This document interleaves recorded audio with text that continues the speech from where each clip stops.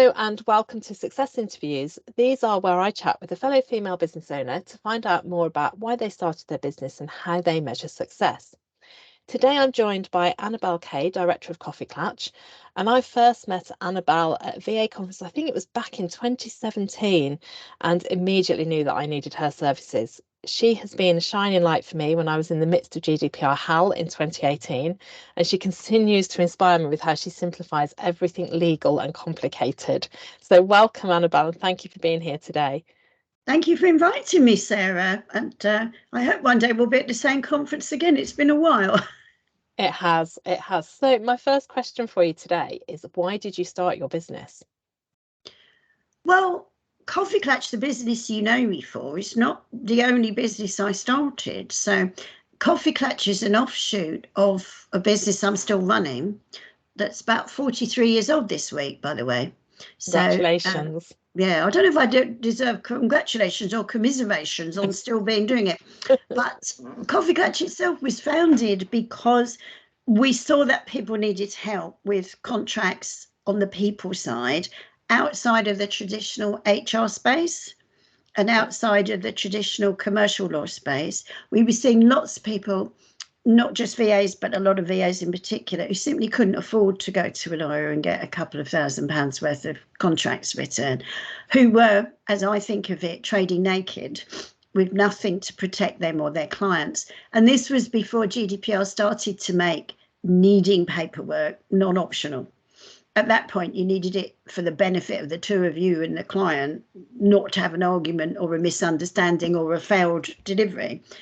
After that, GDPR kind of met our homework, and it had to have some things in writing anyway. So it literally started, I think KoffeeKlatch is now about 15 years old in its own right, as a desire to help people. The grouping of people into a Facebook group, and soon to be some LinkedIn groups actually, was really as a way, it's almost like crowdfunding the support. Because if you've ever phoned a lawyer and asked for help, yeah. So we thought if we got lots of people together who had pretty similar issues and pretty similar problems, we could build training, build support, build group, so that people could afford it. So that was why we did it. And I'd like to say there was some Machiavellian long-term plan about it, but I was just frustrated that people would ring and we'd go, "Our value rate is X," and they'd kind of hang up. They didn't have it, but they needed it. And it was the way of doing it without hiring lots of overseas cheap people, which is a whole other business model, isn't it? That has its own issues. And I'm quite glad we didn't go that route, given what GDPR brought us, because that would have been interesting in its own right. We know how to do it. We just mostly don't, you know. Yeah, and it's absolutely fantastic. You know, I mean, I know for my business, having used all the contracts that you provide, a whole range of your contracts, it's made a huge difference for me, but also for VA colleagues and some of my clients as well. So there has been a huge need for it. And I think it's great that you took that and said, actually, we're not just going to go after that upper end of the market. We're going to go to those that need the support and provide something for them that is affordable, which I think is really, really important. And it brings me on to my next question. Often people talk about success in terms of money, and money is part of it. We all know that. But there's lots of other reasons why we measure success and how we measure success for ourselves. So I'd love to know how you measure success for yourself within your business and personally. I think I've measured it, and I've been thinking a lot about that question in different ways at different times. So when I started the business of Enicon that I still run today, it was 1980. And success for me then meant, theoretically, though it took a long time to manifest it, being able to set my own pay rates, because I'd done that because I had a boss who loved to give me really difficult work that required a great deal of skill, but somehow felt I could handle the work, but I couldn't cope with the money. So I was always being underpaid, particularly compared to male comparators. And I thought, I'm going to stop asking people how much I should be paid, and I'm going to start being my own boss. Because it took me 5 years to get paid anything decent at all. It wasn't as smart a move as it seemed when I started, but I kind of got there in the end. So success for me at that point was, in a way, control of, I set my agenda, I set my rates. And I still feel that quite strongly, by the way. I'm interested when the KoffeeKlatch clients come in, because they always want to say to people, what's everyone else doing? And you see it in groups, what's the rate? And I feel like it doesn't matter, right? It's your business. You need to go find people who are prepared to pay you what you feel you are worth, and you need to deliver against that value. So if you're top end, it's no good going, oh, I couldn't come in today because I lost my mobile. That's not how it works. But you need to sort yourself out. And that was my first driver of success. And then in 1984, I had my first baby, rather unexpectedly. Yeah. Don't ask me to teach math, right? And so at that point, success became, I wanted to have meaningful work. I didn't want to have what part-time work meant in the 80s. So I still carried on running the business. But I also wanted to do the school play, the flexibility that comes with parenthood. And although I did make some money, to be honest, some years it barely covered the cost of childcare. I wanted to keep my hat in the ring rather than come back to work afterwards as a mum who was 10 years out of date with, and it was just well given what that 10 years brought, So at that point, success for me was flexibility and about being able to pick my kids up from school. Sometimes not, though, by the way. I remember the school once ringing me when I was doing an employment tribunal in Edinburgh saying, can you come in? And they were in Surrey, pick up your child. And I said, well, I'll be a while. And they said, why? And I said, because I'm not, I'm not even in the country technically. But if you kindly ring my husband, I'm sure he'd love to oblige. A lot of, we always ring the woman going on there, So I said, I think he's 11 miles away. And I don't know how far it is from Surrey to Edinburgh. I'm fairly sure we could get there first. So then it meant flexibility. And then when the kids got older, you know how it goes, kids get expensive. And although we dropped off the childcare because they were at school, that didn't seem to help a lot. We seemed to go for a pair of shoes a month, So success for me meant really holding my end up financially in the family in a way that in the previous years it hadn't.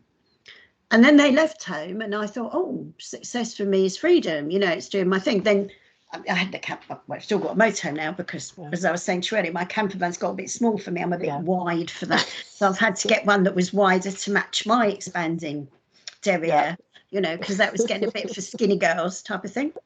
So then success for me was about freedom, being able to travel, do conferences, do lives from my camper van, have fun. Now I'm thinking lockdown kind of broke the travel model a bit.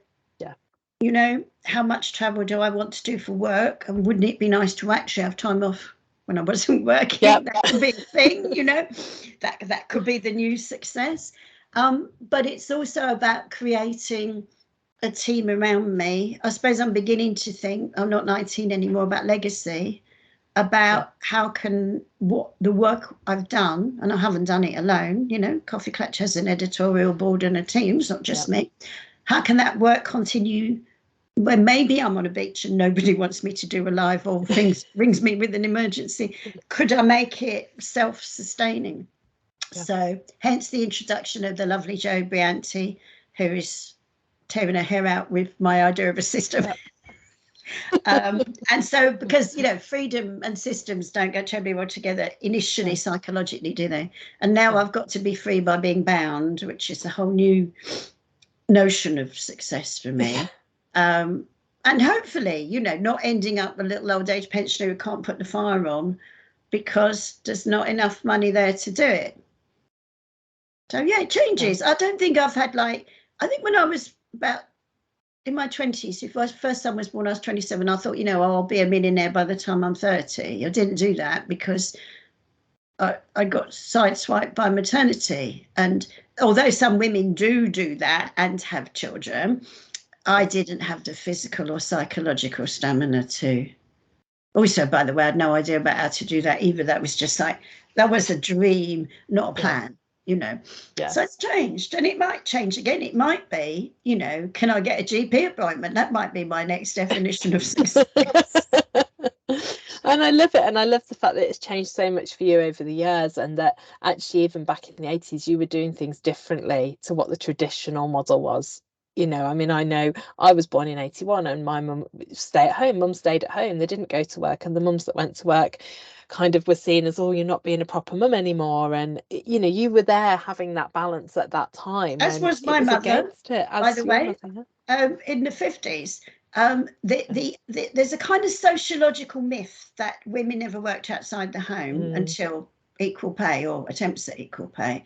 But actually, women have always worked outside the home, in rural communities, in crafting, in everything. And there was a halcyon moment, possibly for men, possibly for women, it depends how you look at it, in about the 60s and early 70s, when an ordinary man could earn enough money for his family not to starve if the woman didn't go out to earn, when women were earning pin money, which, by the way, meant nice clothes and holidays, you know, which I don't regard as extra if you're working really hard. You know, I know that's pin money, you know, that's the fun budget, isn't it? Yeah. But actually, for most of history, women have earned and contributed financially. And the "you're not a proper woman, proper mum" thing is a direct result of the push to get women back into the home at the end of World War II, so men could come home to jobs. And I'm acutely aware of that. Do you know what I mean? Because my family down through the ages have worked. Yeah. You know, and no, they weren't inadequate mothers, though they were a bit tired. Yeah. I think we're all a bit tired now, though. Modern life makes us all tired. Yeah, that's it. So maybe my next definition of success will be regular naps, you know? Yeah, that sounds a good plan, definitely. Yeah. But that has changed. But I came from an environment where women always worked or ran businesses. And it actually didn't occur to me. I mean, I'll tell you a story, it's absolutely true. When I first lived away from home, this was before mobile phones, the arrangement was I go to the payphone once a week and call my mum. And I couldn't really tell her what I was up to. That would have freaked her out. And my mum was a great reader. So it became almost like our book club. You know, I'd phone them up once a week. So what are you doing? And I'd go, I'll read this book. It's probably before your time, so this might not make any sense to you. But one day in the 70s, I said to her, I'm reading this book by a woman called Germaine Greer. And it's called The Female Eunuch. And she was an odd title, what's it about? And I said to her, well, it's about men being in charge of everything and sorting out society to their own advantage and how that affects women. She said, really? Where is she from? And I said, Australia. She said, things must be very different in Australia then, and hung up the phone. So from where I was coming at it from, it was perfectly normal for women to be active economically, and also to run the family. I come from a long line of matriarchs. Yeah, that's fantastic. It wasn't odd, you know. It was odd to me when I went out in the world and women went, I mean, I just remember Margaret Thatcher boasting that she always got home in time to make Dennis a bacon sandwich, and thinking, you're insane. You've got staff at Downing Street. What on earth? And if I was going to rush home to make my dearest a meal, I'd do a bit more than a bacon sandwich, love. You know, what's going on? But then I started to meet this notion of women effective in the world, but also being the superwoman housewife, which I think killed a lot of my contemporaries, literally killed them with heart attacks and strokes, because they hand decorated the Christmas tree, they baked a Christmas cake while they were having a board meeting in America and a baby on one boob, you know. And I was like, nah, I need a nap. I think the nap concept of success came to me earlier than most. Yeah, brilliant. Well, I love all of your measures of success. I think they're fantastic. I've got one more question for you today. What one tip would you give your younger self? Wow. That's a good question. Actually, I think I'm schizophrenic because they're given two that are mutually contradictory, right? One is get done faster. I spent a lot of time thinking about things that as an entrepreneur I should have done. The best way to test it would have been to do it for a bit, evaluate it, and then improve it. I got suckered in quite early on to, you've got to have a mega master plan. And then you couldn't act because you didn't know what you were planning for, because you didn't know what was happening. And as soon as I kicked that into touch, sorry, master planners, right, and went, life is an experiment, let's carry on experimenting, I began to work out what I needed to do. I was very put off by the idea of you've got to make all the decisions before you act. And I think a lot of people are crippled by that. You know, do a little thing and do it quickly, because that way, if you've done it wrong, you can come back and do another little thing differently. Will be my advice to anyone running a small business. I mean, I don't know how that works if you're running a global business, but looking at how a lot of them are run, I think it might help, Yeah. might help. The other schizophrenic piece of advice, so I'm talking about going very quickly there, is to take more time. Not for that sort of thing, but I mean, I adored my children when they were young. I was so lucky that they were healthy, I was healthy, things went their way. Yeah. And I did take what I thought was lots of time with them. But of course, now that's all gone. And I kind of wish in a way I'd had a bit more. Yeah. Mind you, they do say to me, Mum, you'd have killed us. You exhausted us then. Don't think you should have done it. And now I've got a grandchild and possibly another one on the way. I'm struggling to find time to spend with them exactly the way I struggled to find time with my children, and thinking, surely I've got to fix this. So, because I'm not really banking on spending a lot of time with my great-great-grandchildren. No. Because it's in the nature of things that I may never meet them. So take more time, but also nip about speedily and do little stuff. So it's two really, but they come together. Because I think I spent a lot of time thinking about doing stuff when I could have been with my kids and I wasn't doing the stuff. By the way, I'm not against thinking and planning. I'm just against procrastinating with it's all got to be, And as soon as I actually moved on with my business partners, who were people from very big companies who wanted me to act like a CEO, I realised there was just me and Muggins, and I might as well give it a shot. Things start to happen. Yeah.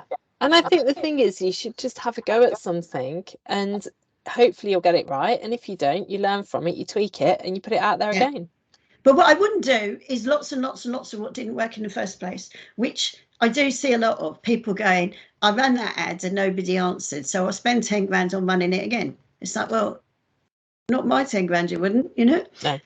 There's the kind of, it must work if I really want it to thing, which will actually drive you crazy. I mean, you've got to want it. Otherwise, why would you bother with all the hassle and running a business? But wanting it's not enough. No. It's the trap of the mindset thing. I don't mean there's anything wrong with mindset. It's great to have a mindset, right? But if it's not accompanied by appropriate action, massive course change corrections whenever needed, you'll mindset yourself into insanity and bankruptcy. Because you can't pay the rent with a mindset, can you? Imagine telling your landlord, well, I feel really positive about paying the rent, but you're not getting any. I just feel that it's going to happen. Mindset's great, but it's not a substitute for work, and work's not a substitute for course correction, because you can literally kill yourself with hard work and get nowhere. Yeah, absolutely. And I've loved all of the things you've said today, Annabel. I think it's been really inspiring for my listeners. So thank you so much for joining me today. And please, people that are watching, please go out and check other videos, and there'll be links of how you can get in contact with Annabel in her bio on the chat as well. Thanks for that. Bye.